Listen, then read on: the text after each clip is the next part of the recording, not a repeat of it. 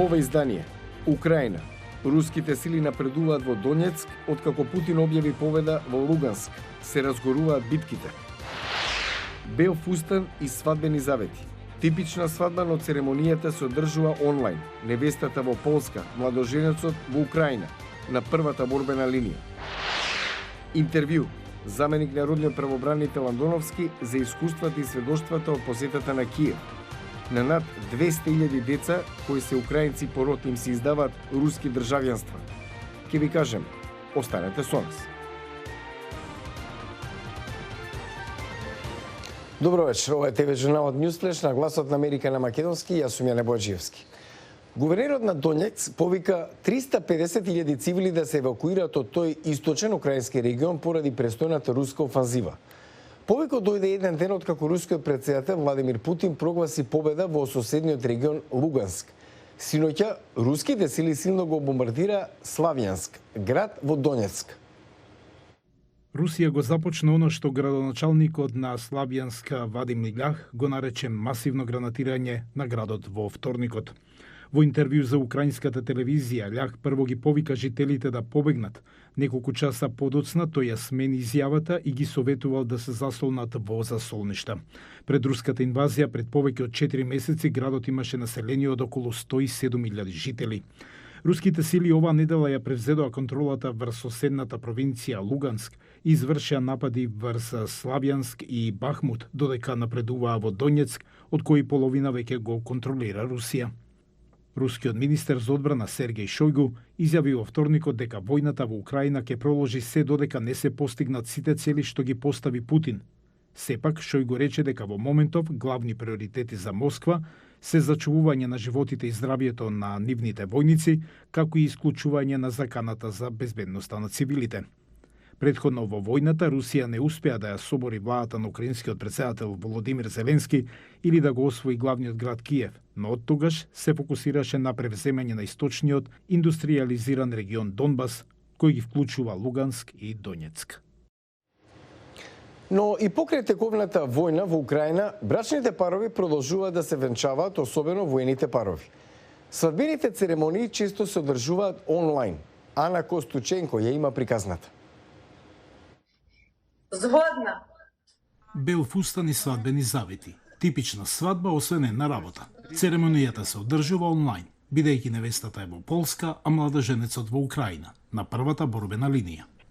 Пред Русија да започне војна во Украина, Олексеј Кукоба работел како новинар, но на 24 февруари тој се приклучи на вооружените сили на Украина. Ја не чекала война. Не очекува војна, не верував дека ќе се случи. Сепак не му забранив да оди. Оксана и Олексеј се запознале пред 4 години во една украинска ТВ станица каде што и двајцата работеле. Ја видов оваа прекрасна девојка и се воодушевив. Кога почнала војната, Олексеј ја убедил да замине за Полска, додека тој останал да ја брани својата земја. Војната е тест за нашата врска и она што тој го направи беше навистина важно за мене. По 4 години во врска на пат за Полска, Оксана го направила првиот потек. Оксана ехала и пише ми. Ми испрати порака, може би не сакаш, но јас ќе се омажам за тебе. Реков во ред, но јас ја преземам иницијативата.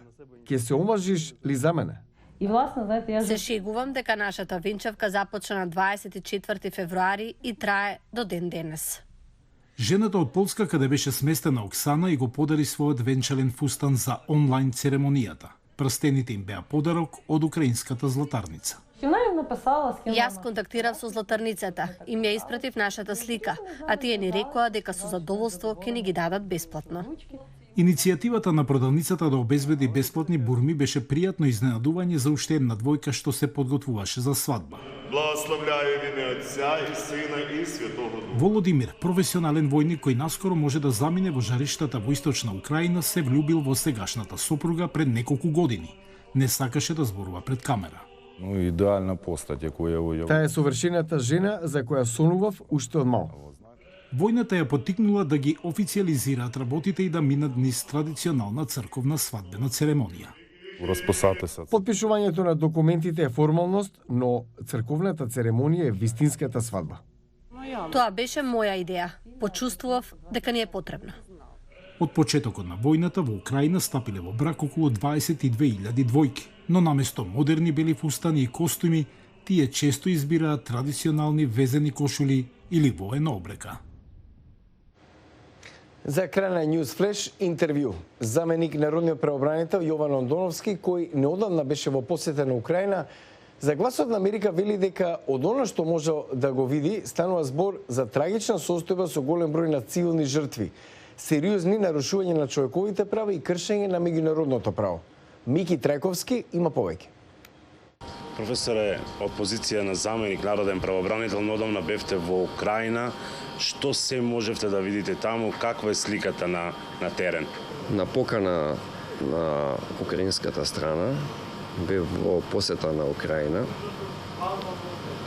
Бев без малку 3 дена таму, што ми даде прилика да го осетам секојдневието, животот во Украина. Навистина станува збор за една трагична состојба со голем број на цивилни жртви, сериозни нарушувања на човековите права, сериозно нарушување на меѓународното право, состојба која што воопшто не остава надеж дека работите ќе се решат во брзо време. Има средба и во јавното обвинителство со тројцата главни обвинители кои што ги истражуваат војните действија на Руската Федерација на територија на Украина, при што беа споделени информации и сознанија за сторени сериозни дела, меѓу кои и дела против човештвото, дела против меѓународното хуманитарно право. Буча и Ирпин се речиси целосно уништени градови. Со тешка артилерија напаѓани. Она што е специфично за Буча конкретно е масовна гробница која што беше пронајдена во дворот на црквата, каде што имаше преку 300 тела.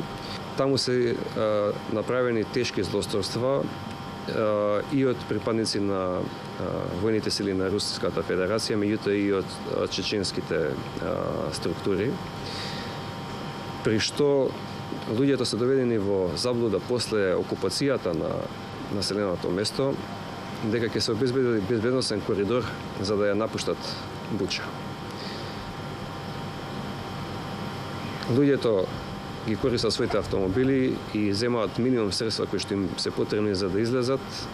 На првиот пункт биваат пропуштани, а веќе на вториот пункт ги запираат, ги вадат од возилата и ги стрелаат. Телата потоа биле расфрлани низ градот со цел оние што се останати во Буча да им се влее страф од она што се случува и да не се дозволат да се плашат воопшто да излезат од своите домови. И лично разговарав и со дел од преживеаните, се уште се во шок од она што им се има случено. Биле принудувани дури и да гледаат одредени злосторства, стрелања, силувања и така натаму. На вашите украински колеги им понудивте бесплатна правна помош и обелодонување на сите случувања во Украина. Што конкретно им понудивте? Украина иницира меѓународни инструменти пред меѓународните организации со цел формирање на посебни истражни тела, со крајна цел формирање на меѓународен воен трибунал. Тука сметам дека може не само Република Македонија, туку и другите држави од соседството да понудат соодветна експертиза. Повеќе од интервјуто на нашата веб страница го гледавте News Flash. Јас сум Јане Бојаджиевски од Вашингтон. За повеќе информации појдете на гласнааmerika.com. Пријатна вечер. Се гледаме утре.